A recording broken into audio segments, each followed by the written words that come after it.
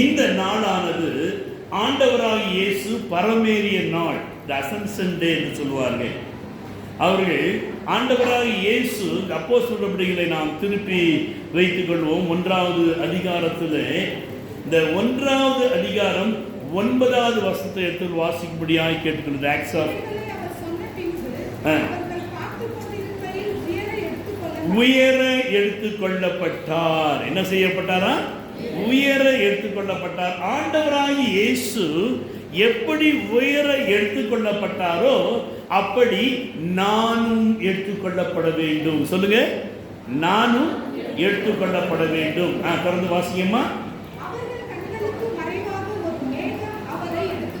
ஒரு மேகம் அவரை எடுத்துக்கொண்டது. அதை போல நம்மையும் என்னையும் ஒரு மேகம் எடுத்துக்கொள்ளப்பட வேண்டும். சொல்லுங்க, என்னையும் ஒரு மேகம் எடுத்துக்கொள்ளப்பட வேண்டும். 3வதாக 11வது வசனம் வாசிங்க.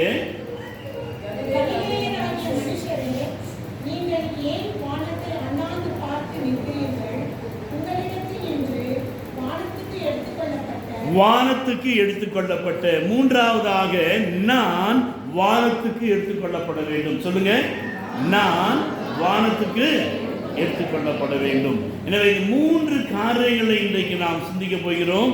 முதலாவது உயர எடுத்துக்கொள்ளப்பட வேண்டும். 2வது ஒரு மேகம் அவரை எடுத்துக்கொண்டது. 3வதாக வானத்துக்கு எடுத்துக்கொள்ளப்பட வேண்டும். இந்த 3 காரியங்கள் மிக முக்கியமான ஒரு பகுதியாக இருக்கிறபடினாலே தயவு செய்து ஜெபத்தோடு கர்த்தருடைய வார்த்தைக்கு நேராக நாம் கடந்து செல்வோம். கண்களை மூடி கர்த்தரை நோக்கி நாம் பார்ப்போம். மேகமீதினில் வேகமுடன் மேசியா இயேசுவே வந்திடுவார். மேகமீதினில் வேகமுடன் மேசியா இயேசுவே வந்திடுவார். இந்த கடைசி காலத்திலே ஏப்புவி இன்பம் தள்ளிடுவோம். பாரங்கள் யாவும் நீக்கிடுவோம். பேரின்ப ராஜ்யம் சேர்ந்திடுவோம். பாரங்கள் யாவையும் நீக்கிடுவோம். பேரின்ப ராஜ்யம் சேர்ந்திடுவோம். மேகமீதினில் வேகமுடன் மேசியா இயேசுவே வந்திடுவார். தகப்பனே, நீர் வருகின்ற வழியிலே நாங்கள் உயிரோடு இருப்போம் என்றால் நாங்கள் எதிர்கொண்டு போக வேண்டும். ஒருவேளை இந்த சமூகத்தில் நாங்கள் சேர்ந்து இருப்போம் என்றால் உம்மோடு கூட வந்து இருக்கிற பரிசுத்தவான்களை நாங்கள் சந்திக்கும்படியாக இந்த நாளிலே நீர் எங்களோடு கூட நீர் பேசும் நாங்கள் கேட்கிறோம். இயேசுவின் நாமத்தில் கர்த்தாவே, ஆமென். உயர எடுத்துக்கொள்ளப்பட்டார். தேவனுடைய பிள்ளைகளே, ஆண்டவராகிய இயேசு உயர எடுத்துக்கொள்ளப்பட வேண்டியது மிக அவசியமாக இருக்கிறது. ஒரு மனுஷன் உயர எடுத்துக்கொள்ளப்பட வேண்டுமானால் அவனுடைய வாழ்க்கையிலே ஒரு உயரமான ஸ்தலத்திற்கு ஏறக்கூடியதாக அவனுடைய கால்கள் இருக்க வேண்டும். நம்முடைய கால்கள் எவ்வளவு வேகமாக நடக்கிறதோ அவ்வளவு வேகமாக அநேக காரியங்களை சாதிக்க முடியும். இன்றைக்கு அநேகர் பாருங்க, மருத்துவர்கள் சொல்லக்கூடிய ஒரே ஒரு காரியம் என்னன்னா, நீ தினமும் என்ன செய்யுமா, வாக்கிங் போங்கன்னு சொல்றாங்க. நம்ம என்ன செய்கிறோம், வீட்டு வேலை செய்கிறோம், அந்த வேலை செய்கிறோம், இந்த வேலை செய்கிறோம், அதுவே எனக்கு வாக்கிங் ஆயிடுவியான்னு சொல்லுவாங்க. இல்லை தேவனுடைய பிள்ளைகளே, அந்த நம்முடைய மனதினுடைய எண்ணங்களை, நம்முடைய செயல்பாடுகளை எல்லாத்தையும் ஒருமுகப்படுத்தி ரிலாக்ஸாக நடப்பது தான் வாக்கிங். ஆனால் இப்போ என்ன செய்கிறாங்க, வாக்கிங்கு காதில் செவிட்டு காரியங்களை மாட்டிக்கின்னு அவங்க பாட்டை கேட்டுன்னு தலையாட்டிக்கின்னு பின்னால் வர வண்டி இடிக்கிறது கூட திரும்ப சென்று வரோம். அப்படி இல்லாட்டினா அந்த ஃபோனை வச்சு தேவையில்லாதவங்களுக்கு பேசி தேவையில்லாத உறவை வளர்த்து தேவையில்லாத பிரச்சனையை உண்டாக்கி இது இவங்களுக்கு ஒரு வாக்கிங் ஆகிடுது. அங்கே தான் எல்லாத்தையும் கண்டதெல்லாம் பேச முடியும். அது வாக்கிங் இல்லைங்க, அது டாக்கிங். ரிலாக்ஸாக போகிறதா வாக்கிங். இங்கே அதான் சொல்கிறாரு, நாம் நாம் உயர எடுத்துக்கொள்ளப்பட வேண்டுமானால் நம்முடைய கால்கள் எப்படிப்பட்ட கால்களாக இருக்க வேண்டும்? ஆபகு 3ஆம் அதிகாரம் 19ஆம் வசனம் வாசிப்போம். ஆண்டவராகிய கர்த்தர் என் பலன், என் கால்களை மான் கால்களை போலாக்கி உயரமான ஸ்தலங்களில் என்னை நடக்க பண்ணுவார். மான் கால்களை போல நம்முடைய கால்களை மாற்றுகிறாராம். ஆபகு என்றால் அணைத்தல். அந்த மான்களுடைய கால்கள் அங்கு முதலாவது ஆபகு சொல்லுகின்றவர்கள் கர்த்தர் என் பலன் என்று சொல்லுகிறார். கர்த்தர் நம்முடைய பலனாக இருக்கின்ற வழியிலே அவர் நம்மை என்ன செய்கிறாராம்? உயரமான ஸ்தலங்களிலே அந்த மான்களை போல நடக்க பண்ணுகின்றார். அப்படி என்றால் நான் யாராக மாற வேண்டும்? மானாக மாற வேண்டும். யாராக மாற வேண்டும்? மான்களை போல நாம் மாற வேண்டும். அப்பொழுதுதான் நான் உயரமான ஸ்தலங்களிலே நடக்க முடியும். ஏசாயா 35ஆம் அதிகாரம் 6வது வசனம் வாசிக்கின்ற வழியிலே ஏசாயா சொல்லுகின்றார், முடவன் மானை போல குதிப்பானாம். வாசிப்போம். முடவன் மானை போல குதிப்பான். தொடர்ந்து அப்போஸ்தலர் 3ஆம் அதிகாரம் 8ஆம் வசனம் வாசிப்போம். அப்போஸ்தலர் 3:8 அங்கு தாயின் வயிற்றிலே சப்பானியாய் பிறந்த மனுஷன் தேவனுடைய தாசன்மார்கள் அங்கு ஜெபித்த வழியிலே கரங்களை பிடித்த வழியிலே அவன் என்ன செய்தானா? குதித்தெழுந்து நடந்து தேவனை துதித்துக் கொண்டு. ஆமென். பாருங்க, அந்த அற்புதங்கள் நடந்த ஒன்று. கால்களை தேவன் பலப்படுத்துகின்றார். மான்களை கால்களை போல மாற்றுகிறார். குதித்து எழுந்து நின்று நடந்து எங்க போறானா? அவ்வளவுதான். ஆனா நம்ம என்ன செய்யறோம்? நம்முடைய கால்கள் சுகமான உடனே அங்க ஓடுறது இங்க ஓடுறது, சபைக்கு லேட்டா வர்றது. உன்னுடைய கால்களை என் தேவன் எதற்கு பலப்படுத்துகிறார் என்றால், மான்களின் கால்களை போல எதற்காக மாற்றுகிறார் என்றால், நீ முடவனை போல தேவனுடைய சமூகத்திலே வந்த உன்னை அவர் குதித்து நடக்க எதற்காக பண்ணுகிறார் என்றால், தேவனுடைய நாமத்தை மகிமைப்படுத்தும்படியாக. எதற்காக இந்த மானானது உயரமான ஸ்தலத்திலே ஏறுகிறது என்று நாம் சிந்திக்கின்ற வேளையில், இந்த மான்கள் என்ன செய்யுமா? குன்றுகளிலே சின்ன சின்ன மலைகளிலே மேலே ஏறி நின்று அப்படி இப்படியும் பார்க்குமா.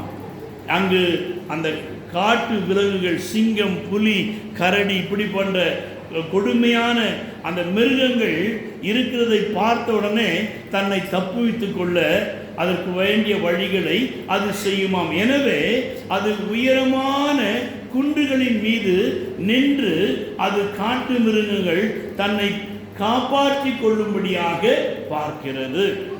சரி, இப்போ ஒரு கேள்வி. புலி வேகமா ஓடுமா? மான் வேகமா ஓடுமா? மானா புலியா? அது எப்படி மான் வேகமா ஓடும்?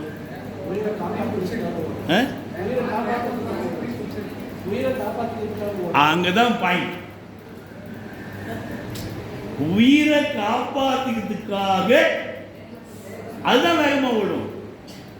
புலி ஹார்ஸ் பவர் என்று சொல்றான். அது கிட்டத்தட்ட 16 அடி பாயும். அவ்வளவு வேகம் வாய்ந்தது புலி. ஆனால் அதே நேரத்தில் இந்த மான் தன்னுடைய உயிரை காப்பாற்றிக் கொள்ள என்ன செய்யும்? ஃபுல்லா தன்னுடைய பவரை கொடுத்து அது வேகமாக ஓடும். அப்ப தேவனுடைய பிள்ளைகளே, நாமும் இந்த உலகத்தில் சிங்கம், புலி, கரடி, ஓநாய் போன்ற கொடுமையான சாத்தானுடைய சிந்தனைகள், சாத்தானுடைய ஆலோசனைகள், சாத்தானுடைய பேச்சுக்கள், சாத்தானுடைய காரியங்கள் நமக்கு நெருங்கி வருகின்ற வழியில அவையிலிருந்து நம்மை தப்புவித்துக் கொள்ள நம்ம என்ன செய்யணும்? வெகு வேகமாக ஓட வேண்டும். பிசாசுக்கு எதிர்த்து நில்லுங்கள், அவன் உங்களை விட்டு. ஆமா, அவன் ஓடி போறானோ இல்லையோ, நீ என்ன செய்யணும்? பிசாசுன்னு தெரியுது, இவங்க தேவையில்லாத வார்த்தை பேசுறாங்கன்னு தெரியுது. என்ன செய்ய, நம்மளை விட்டுட்டு ஓடி போக வேண்டும். மான் தன்னுடைய உயிரை காப்பாற்றிக் கொள்ளும்படியாக ஓடி போகிறது. அப்ப தேவனுடைய பிள்ளைகளே, நம்முடைய வாழ்க்கையில கூட எந்தெந்த சூழ்நிலையில எப்படி நடந்து கொள்ள வேண்டும் என்கிற ஞானத்தை நாம் எங்கிருந்து பெற்றுக்கொள்கிறோம் என்றால் உயர எடுத்துக் கொள்ளப்படுகின்ற வேளையிலே, அப்பொழுது மானை போல உயரமான ஸ்தலங்களிலே நம்முடைய கண்களை பரத்திற்கு நேராக நாம் தூக்கி பார்க்க வேண்டியது மிக அவசியமாக இருக்கிறது. ஆண்டவராகிய இயேசு ஒரு குருடனை சுகப்படுத்துகின்ற வேளையிலே அவனை சொல்லுகின்றார். மார்க்கு 8:24 அவன் ஏறிட்டு பார்த்து நடக்கிற மனுஷனை மரங்களாக காண்கிறானாம். என் தேவன், நீ ஏறிட்டு பார்க்கின்ற வேளையிலே இது மனுஷனா, இது மரமா, இது மண்ணாங்கட்டியா, இது நல்லதா, இது கெட்டதா என்பது எப்பொழுது தெரியும்? உடைய கண்களை நீ ஏறெடுத்து பார்க்கின்ற வேளையிலே. கண்களை எங்கே எடுத்து பார்க்க வேண்டும்?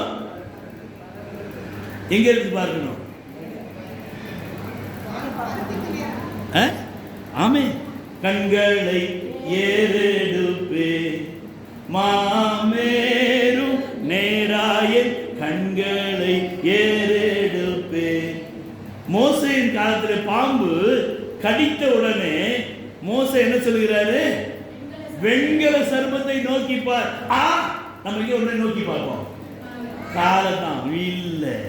உனக்கு பிரச்சனைகள் வருகின்ற வேளையில உன்னுடைய கண்களை ஏறெடுத்து, பிரச்சனை 1000 வரதான் செய்யும், உன் கண்கள் எப்பொழுதுமே ஏறிட்டு மேலே பார்க்கணும். ஏன்னா we born to,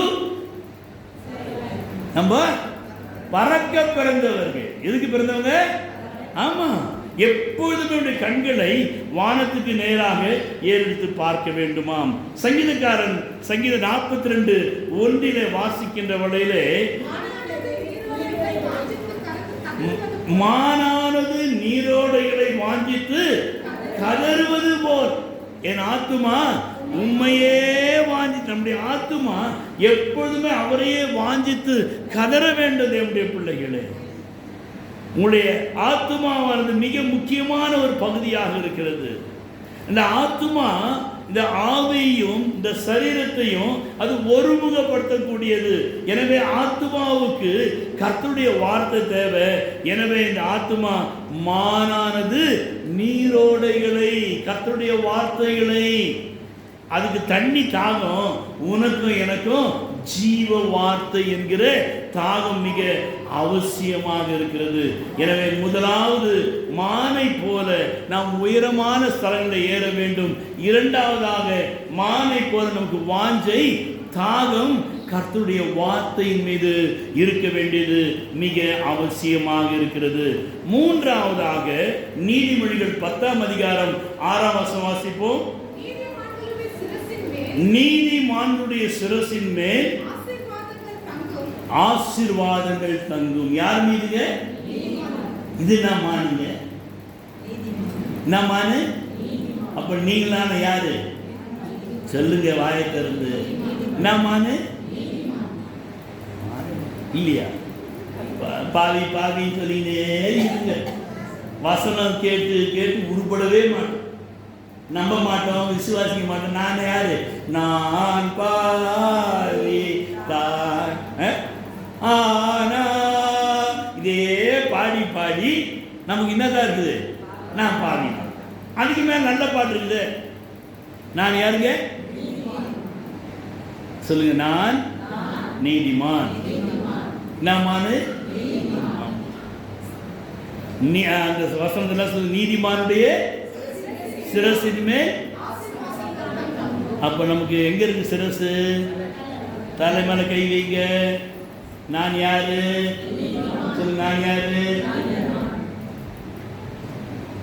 என்னதான் நீங்க நீதிமான் சொல்றீங்க? நான் நீதிமான். யாருங்க? அப்படியே கண்களை மூடுவோமா? நீதிமானின் சிரசின் மேல் நித்திய ஆசீர்வாதம் தீரங்குமே.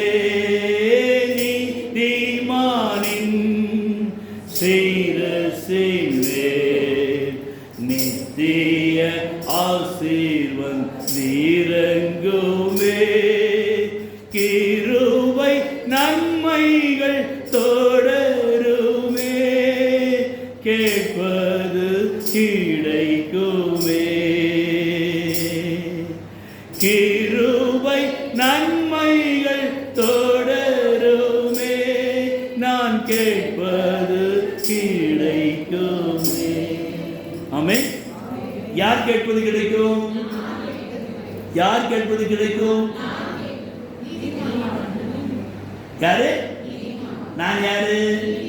நான் யாரு? ஆமா, அடிக்கடி சொல்லிக்கணும். நீ யாரு? ஆமா. அப்பதான் நீதிமான் மாதிரி சாஃப்டா, நீதிமான் மாதிரி அன்பா, நீதிமான் மாதிரி கோவப்படாம, நீதிமான் மாதிரி ஊழியக்கார சொல்லத்தை கேட்டுக்கின்னு, அப்பதான் நான் நீதிமானாக மாற மாற மாறதான் நம்ம மீது என்ன தங்குமா? ஆமா, என்ன தங்கம்? ஆமென். எனவே முதலாவது நாம் என்ன மான்கிறீங்க? நீதிமான். நம்முடைய கால்களை மான்களின் கால்களை போல மாற்றுகிறார். உயர ஸ்தலத்தில் ஏற பண்ணுகிறார். நமக்கு அந்த வாஞ்சையை தருகிறார். வசனத்தை வாசிக்கணும், ஜெபிக்கணும். அப்பொழுது நாம் உயர எடுத்துக்கொள்ளப்படுகிற நீதிமானாக மாற்றப்படுகிறோம். இரண்டாவதாக அப்போஸ்தலர் 1ஆம் அதிகாரம் 9வது கடைசி பகுதியை வாசிப்போம். ஒரு மேகம் அவரை எடுத்துக்கொண்டது. என்ன செய்தது? ஒரு மேகம் அவரை எடுத்துக்கொண்டது. ஒரு மேகம் என்று சொல்லுகின்ற வழியிலே இஸ்ரவேல் மக்களை தேவனாகிய கர்த்தர் நடத்தினார். மேகத்தை கொண்டு அவர் நடத்தினார். யாத்திராகமம் 14ஆம் அதிகாரம் 20வது வசனத்தை வாசிப்போம். அது எகிப்தியரின் சேனையும் இஸ்ரவேலரின் சேனையும் ராம் முழுதும் ஒன்றோடொன்று சேராதபடிக்கு அவைகள் நடுவிலே வந்தது. தேவனுடைய பிள்ளைகளே, இஸ்ரவேல் மக்களை நடத்துகிற மேகம் இரவிலே அவர்களுக்கு அது வெளிச்சமாக இருந்தது. எப்படி இருந்தது? வெளிச்சமாக இருந்தது. பகலிலே மேக ஸ்தம்பம் அவர்களுக்கு அது ஒரு ஏசி மாதிரி இருந்தது. எப்படி இருக்கும்? ஆமா, இப்ப வெயிலெல்லாம் நடக்கிறீங்க நீங்க, இவ்வளோ கஷ்டம், வீட்டில் என்ன செய்யணும்? தூங்க முடியல இல்லையா? அப்பொழுது நீங்க என்ன செய்யணும்? ஆண்டவர்கிட்ட என்ன கேட்கணும்? மேகமே மேகமே. எங்கேயோ போத எண்ணம், அதை ஆண்டவர்கிட்ட கேளுங்க. ஆண்டவரே, என் வீட்டில் முடிய மேகம் வரும். ஆமே. மேகம் என்ன அர்த்தம்? AC, air cooler. நீ தண்ணியை ஊற்றி ஊற்றி ஊற்றி ஒன்றும் செய்ய வேண்டும்.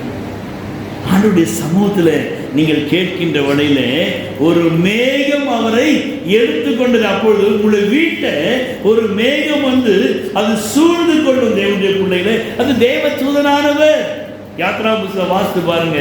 அந்த மேகம் என்பது தேவ தூதனானவர். இந்த மேகத்திலே உனக்கும் எனக்கும் என்ன உண்டு என்றால் ஒரு ஆறுதல் உண்டு, ஒரு தேடுதல் உண்டு, ஒரு கூடாரம் உண்டு. மார்க் சுவிசேஷம் 9ஆம் அதிகாரம் 7ஆம் வசனம் வாசிப்போம். அப்பொழுது ஒரு மேகம் அவர்கள் மீது நிழலிட்டது. எப்பொழுது? ஆண்டவராகிய இயேசு அவர்களோடு கூட இருந்த வேளையிலே. அப்பொழுது உன்னுடைய வாழ்க்கையிலே, உன்னுடைய வீட்டிலே, உன்னோடு கூட என் ஆண்டவராகிய இயேசு இருப்பார் என்றால், அவர் இருக்கின்ற வேளையிலே அங்கு என்ன ஏற்படும்? ஒரு மேகம் அவர்கள் மீது நிழலிட்டது. உங்கள் மீது ஒரு நிழல் இருக்கிறது தேவனுடைய பிள்ளைகளே.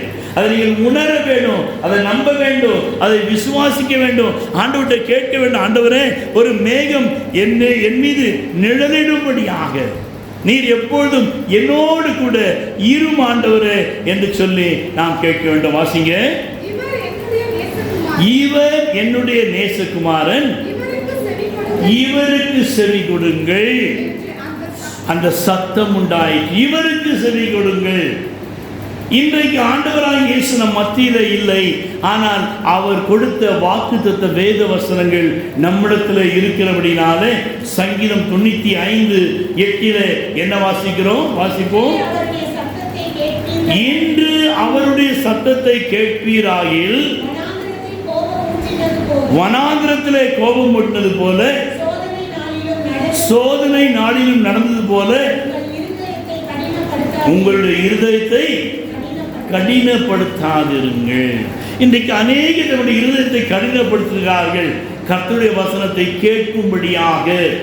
இன்னைக்கு எல்லா செய்தி எப்படி வேணும்? ஒரு டிவி வாங்கினா, வீட்டில் ஒரு டிவி இருக்குது, அப்புறம் என்ன டிவி வேணுமா? வால் தான் வரும். ஒரு வீடு வாங்கினா 2 வீடு, ஒரு கார் வாங்கினா 2 காரு. இதுதான். இப்படிப்பட்ட பிரசங்கம் பண்ணால் இன்னைக்கு வரும் தீர்க்க தரிசனங்க. ஆண்டவர் என்ன செஞ்சாரு? நம்மளை உயர்த்த போகிறார். இப்படி கேட்டு கேட்டு கேட்டு அதே குடிசை வீடு தான், அதே வாடகை வீடு தான், அதே வாடகை கட்ட முடியாமல் கஷ்டம்தான். ஆனால் பிரசங்கம் மாதிரி எப்படி இருக்கீங்க? ஜாம் போட்டு, அப்புறம் எல்லாம் போட்டு நல்லா உங்களுக்கு சாஃப்டாக கொடுத்தா, தேவனுடைய பிள்ளைகளே, கர்த்தர் நம்மை ஆசீர்வதிக்க வேண்டுமானால் இன்று அவருடைய சத்தத்தை கேட்கணும். ஆமாம், லேட்டாக வந்து லேட்டஸ்ட் ஆசீர்வாதம் பெற்றுக்கலான்னு யோசிக்காதீங்க. உங்களுடைய வாழ்க்கையிலே கர்த்தர் ஆசீர்வாதங்களை தர வேண்டுமானால் அவருடைய வார்த்தையை கேட்கும்படியாக ஒரு மேகம் உங்கள் வீட்டிலே, நீங்க போகிற ஸ்தலத்தில் எல்லா இடத்திலும் அந்த மேகம் நிழலிட வேண்டுமானால் நீங்கள், அவர் உங்களை தேடி வருகிறார், அவர் உங்களோடு கூட இருக்க விரும்புகிறார், நீங்களும் அவரோடு கூட இருக்க வேண்டியது மிக அவசியமாக இருக்கிறது. குமாரனிடத்திலிருந்து ஒரு சத்தம் வந்ததா? என்ன சத்தம் வந்தது? எபேசியர் 2ஆம் அதிகாரம் 7ஆம் வசனம் வாசிப்போம். என்ன செய்யறாரா? எழுப்புறாரு. என்ன செய்யறாரு? அவரு எழுப்புறாரு. ஞாயிற்றுக்கிழமையில நல்லா போர்வை போட்டின்னு இன்னும் கொஞ்சம் தூங்கட்டும், இன்னும் கொஞ்சம் உறங்கட்டும், இன்னும் கொஞ்சம் கை முடங்கி கொண்டு நித்திரை செய்யட்டும் என்பாயோ? நீதிமொழிகளை வாசிக்கிறோம். உன் தரித்திரம் வழிபோக்கனை போல வருவோமா? நீதிமொழிகள் வாசித்து பாருங்க. ஆபத்து நேரத்தில் கூப்பிடுவாங்களாம். அப்போது ஆண்டவர் சொல்ற, உங்களை அறியேன். நீதிமொழி 1ஆம் அதிகாரம் 27, 28, 29 நினைக்கிற வீட்டில் வாசித்து பாருங்க. தேவனுடைய பிள்ளைகளே, உங்களை எழுப்புகிற என்ன செய்யறாரு? அவரு எதுக்கு எழுப்புறாரு? ஆமாங்கோ, எங்கேயா? உயரமான ஸ்தலத்தில் நம்ம உட்கார வைக்க விரும்புகிறார். நீங்க என்ன செய்றீங்க? போயிட்டு ரேஷன் கடையிலையும் அந்த கரண்ட் பில்லுக்கும் அந்த வாட்டர் பில்லுக்கும் இதை கட்டுறதுக்கு நின்றுருக்கும். அங்க நிக்காம இருக்குன்னா அவர் என்ன செய்யறாரு? எழுப்புறாரு. எலும்பு எலும்பு 52வது ஏசாயா 52:1-2 வாசிக்குமா? எலும்பு எலும்பு சீயோனே, உன் வல்லமையை, ஆமா, வல்லமையை தரித்துக்கொள். தூங்குறது போதும். தூக்கத்தினுடைய ஆடையை கழட்டி போட்டுட்டு எழும்பு, உன் வல்லமையை தரித்துக்கொள்.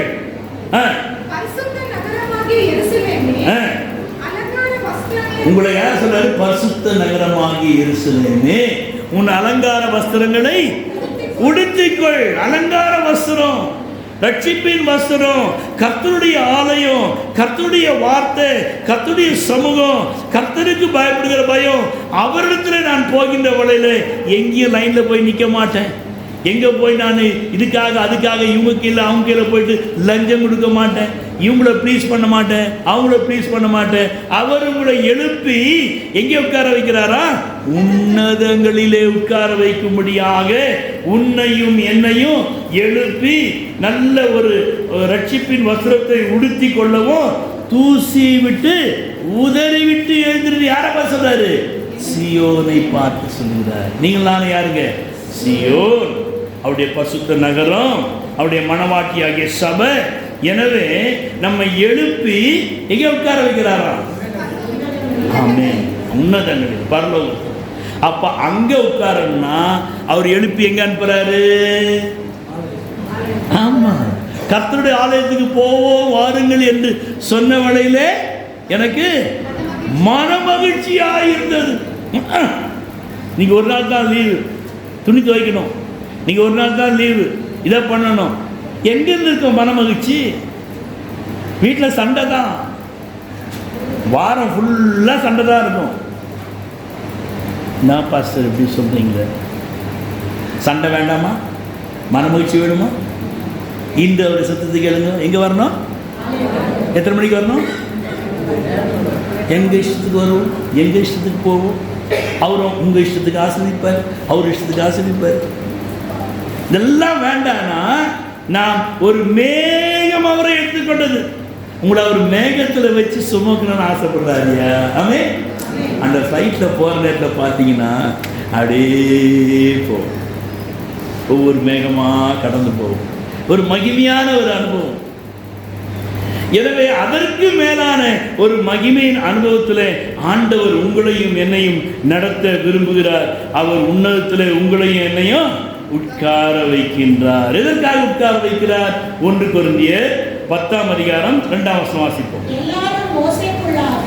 எல்லாரும் மோசேக்குள்ளாக மேகத்தினாலும் சமுத்திரத்தினாலும் ஞானஸ்நானம் பண்ணப்பட்டார்கள். யாரு?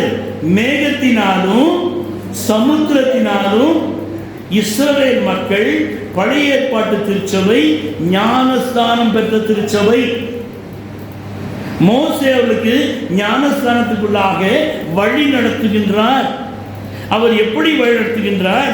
அங்கு அவர் மேகத்தினாலே ஒரு ஞானஸ்தானம், சமுத்திரத்தினாலே ஒரு ஞானஸ்தானம். மேகத்தினாலே என்பது இயேசுவோடு கூட. ரோமர் 6ஆம் அதிகாரம் 4ஆம் வசனம் வாசிப்போம். மேலும் பிதாவின் மகிமையினாலே கிறிஸ்து மரித்தோரிலிருந்து எழுப்பப்பட்டது போல நாமும் புதிதான ஜீவன் உள்ளவர்களாய் நடந்து கொள்ளும்படிக்கு அவருடைய மரணத்துக்குள்ளாக ஞானஸ்தானத்தினாலே கிறிஸ்துவுடனே கூட அடக்கம் பண்ணப்பட்டோம். பாருங்க, அங்கு கிறிஸ்துவுடனே கூட நாம் அடக்கம் பண்ணப்பட வேண்டியது அவசியமாக இருக்கிறது. பழைய ஏற்பாட்டிலே மோசே 6 லட்சம் புருஷரை, ஸ்திரீகளை, மிருக ஜீவன்களை அந்த வனாந்திரத்திலே மேகத்தினாலும் சமுத்திரத்தினாலும் ஞானஸ்தானத்தினாலே வழிநடத்தப்பட்டார் என்று சொல்லி பவுல் மிக தெளிவாக சொல்லுகிறார். அது மாத்திரமில்லாதபடிக்கு மத்தேயு 3ஆம் அதிகாரம் 16ஆம் வசனம் வாசிக்கின்ற வேளையிலே இயேசு ஞானஸ்நானம் பெற்று ஜலத்திலே இருந்து கரையேறின வேளையிலே இதோ வானம் அவருக்கு திறக்கப்பட்டு தேவ ஆவியான ஒரு புறாவை போல இறங்கி கண்டார். அப்போ தேவனுடைய பிள்ளைகளே, நாமும் கர்த்தருடைய வார்த்தைக்கு ஒரு மேகத்தின் வழியாக நாம் ஞானஸ்தானத்திற்குள்ளாக, நாம் தண்ணீருக்குள்ளாக நாம் மூழ்கி, நாம் அவருக்குள்ளாக மரித்து அடக்கம் பண்ணப்பட்டு உயிர் தெழுகின்ற வேளையிலே நம்மீது பரிசுத்த ஆவியானவர் வந்து இறங்குகிறார். அதுதான் யோவான் 3ஆம் அதிகாரம் 5ஆம் வசனம் வாசிக்கின்ற வேளையிலே இயேசு பிரதியுத்தரமாக, ஒருவன் ஜலத்தினாலும் ஆவியினாலும் பிறவாவிட்டால் தேவனுடைய ராஜ்யத்துக்குள்ளாக. ஆமா, இங்க பாட்டு பாடலாம், எல்லாம் பண்ணலாம். வெறும் ஆன்டிபயோட்டிக் இன்ஜெக்ஷன் மாத்திரம் போட்டுக்கிட்டு இருந்தா உங்களுக்கு ஆர்ஐபி தான். ஆனால் எப்பொழுது தேவனுடைய ராஜ்யத்தில் பிரவேசிக்க வேண்டும் என்று ராக்காலத்திலே ஒரு பெரிய வேதபாரகன், கர்த்தருடைய வசனத்தை அறிந்தவன் நிக்கடமஸ், அவன் வந்து ஆண்டவர்கிட்ட கேட்கிறான், மிக தெளிவாக கேட்கிறான். தேவனுடைய பிள்ளைகளே, வேத ஞானங்களை அறிந்தவன், நியாய பிரமாணங்களை அறிந்தவன், நியாய பிரமாணத்துக்கு போதகராக இருந்தவன் ஆண்டவராக இயேசு மிக தெளிவாக சொல்கிறார், ஒரு மேகத்தினாலே நீ ஞானஸ்தானத்துக்குள்ளாக வழிநடத்தப்பட வேண்டியது மிக அவசியமாக இருக்குது தேவனுடைய பிள்ளைகளே. அவ்வாறு நாம் ஜலத்தினாலும் மேகத்தினாலும் அவருக்குள்ளாக நாம் அங்கு அடக்கம் பண்ணப்பட்டு உயிர் தெழுகின்ற வேளையிலே அங்கு ஒரு மேகமானது நம்மை அவரோடு கூட எடுத்துக்கொள்ளுகிறது. அந்த ஒரு அனுபவத்திற்குள்ளாக நாம் கடந்து வர முடியும். மூன்றாவதாக அப்போஸ்தலர் 1:11 வாசிப்போம். கலிலேயராகிய மனுஷரே, நீங்கள் ஏன் வானத்தை அண்ணாந்து பார்த்து நிற்கிறீர்கள்? உங்களிடத்தினின்று வானத்துக்கு எடுத்துக்கொள்ளப்பட்ட இந்த இயேசுவானவர் எப்படி உங்கள் கண்களுக்கு முன்பாக வானத்துக்கு எழுந்தருளி போனாரோ அப்படியே மறுபடியும் வருவார். வானத்துக்கு எடுத்துக்கொள்ளப்பட வேண்டுமானால் தேவனுடைய பிள்ளைகளே, 2 நாளாகவும் 6:13 வாசிக்கின்ற வேளையிலே சாலமோன் பெரிய தேவாலயத்தை கட்டினான். கட்டி அதிலே எப்படி ஜெபிக்கிறானா? வாசிக்கும். சாலமோன் 5 முழ நீளமும் 5 முழ அகலமும் 3 முழ உயரமுமான ஒரு வெண்கல பிரசங்க பீடத்தை உண்டாக்கி அதை நடு பிரகாரத்திலே வைத்தான். அதின்மேல் அவன் நின்று இஸ்ரவேலின் சபையார் எல்லோருக்கும் எதிராக முழங்கால் படியிட்டு தன் கைகளை வானத்திற்கு நேராக விரித்து முழங்கால் படியிட்டு தன் கைகளை வானத்துக்கு நேராக நீட்டினான். வானத்துக்கு நாம் எடுத்துக்கொள்ளப்பட வேண்டுமானால் நம்மை நாம் தாழ்த்த வேண்டும். நம்ம என்ன செய்யணும்? தாழ்த்தணும். ஜபனா கண்ணை மூடுறதில்லை, ஜபனா எந்திரிச்சு நிற்கிறதில்லை, முழங்காலும் படியிடுறதில்லை.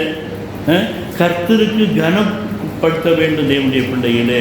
அவன் முழங்கால் படியிட்டது மாத்திரமல்ல, தன் கைகளை விரித்தான். பெரிய ராஜா, I am nothing lord, I don't have anything, I am totally zero என்று ஐ எம் a mud என்று சொல்லி அவன் அறிக்கை இடுகிறான். தேவனுடைய பிள்ளைகளே, நான் ஒன்றும் இல்லை என்று மிக தெளிவாக அறிக்கை இடுகிறார். நெகேமியா 9:13 வாசிக்கின்ற வேளையிலே அங்கு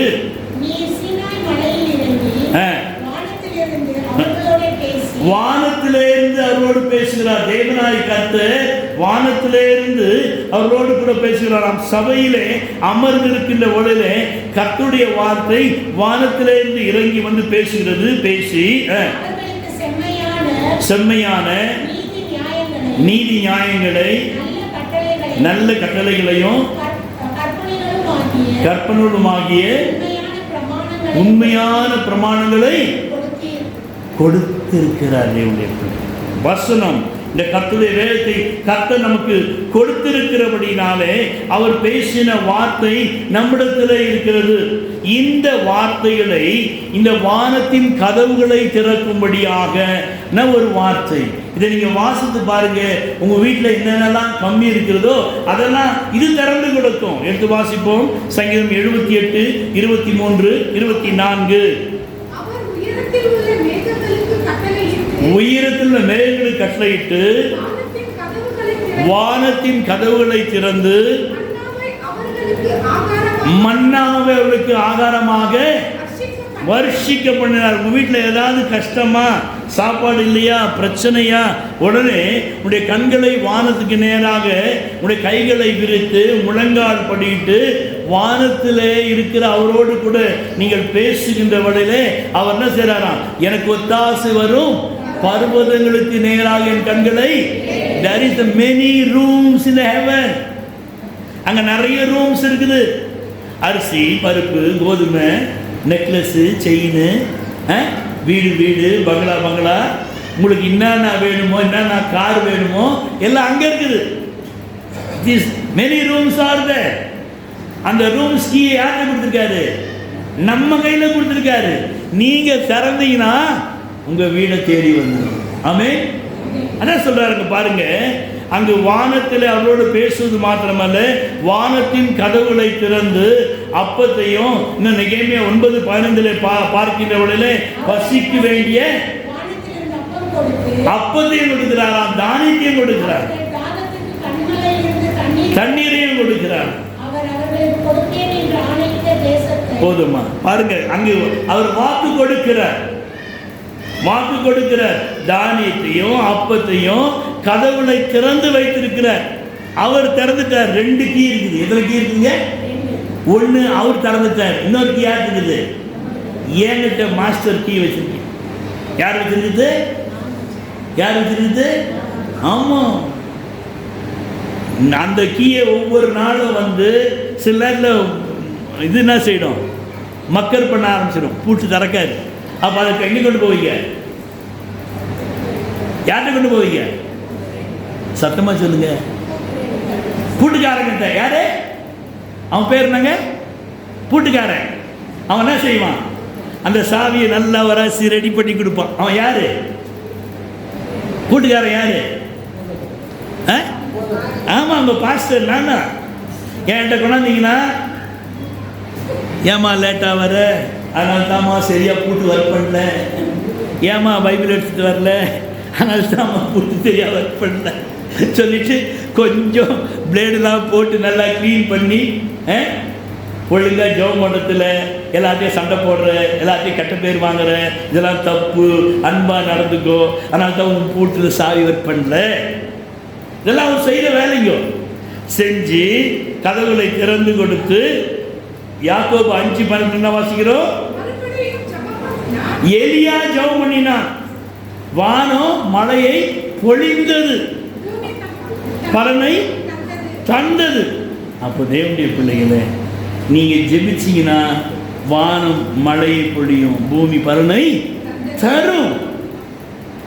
யாக்கோபு நம்மை போல பாடுள்ள மனுஷன் வாசம், நம்மை போல பாடுள்ள மனுஷன். எனவே அந்த பாடுள்ள மனுஷனாகிய நம்முடைய ஜெபத்தை ஆண்டவர் கேட்கிற வண்ணமாக உங்களுடைய ஜெபத்தையும் ஆண்டவர் கேட்க வல்லவராக இருக்கிறார்.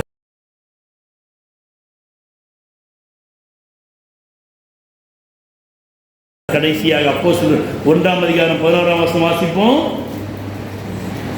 1:11 கலிலேயராகிய மனுஷரே நிற்கிறீர்கள்,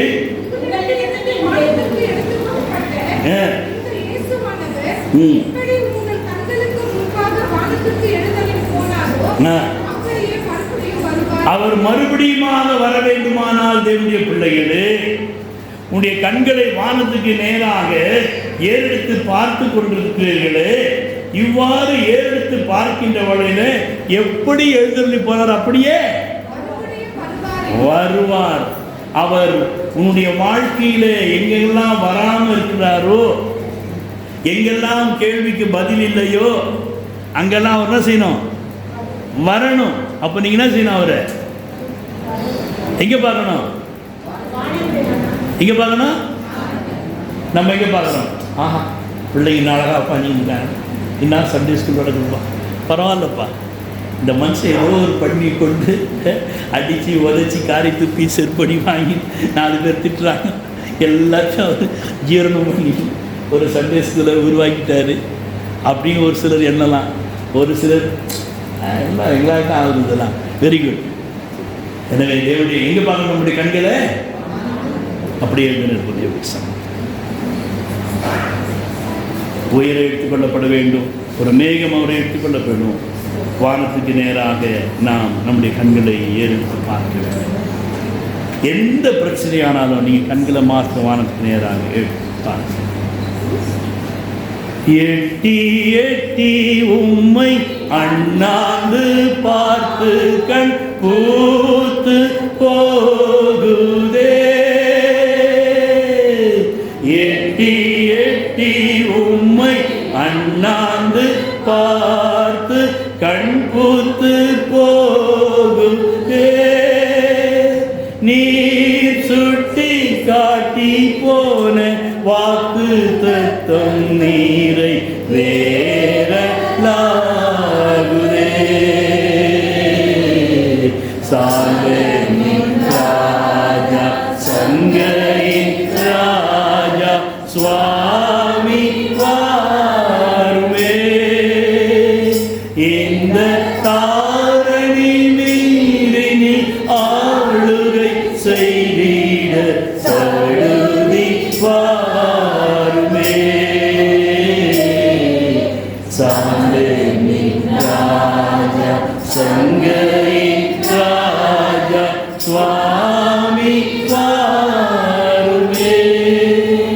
தகப்பனுடைய வாழ்க்கையில் எந்தெந்த இடத்துல நீர் வந்து இந்த தேவனை சந்திக்க வேண்டுமோ, பூர்த்தி செய்ய வேண்டுமோ, அந்தந்த இடங்களில் நீர் வந்து சந்தித்து நீர் எங்களை உம்மோடு கூட, நாங்கள் உம்மோடு கூட இருக்கிறோம் என்பதை உணரச் செய்ய கிருபை செய்ய வேண்டுமாய் கிறிஸ்துவின் நாமத்தில் வேண்டுகிறோம்.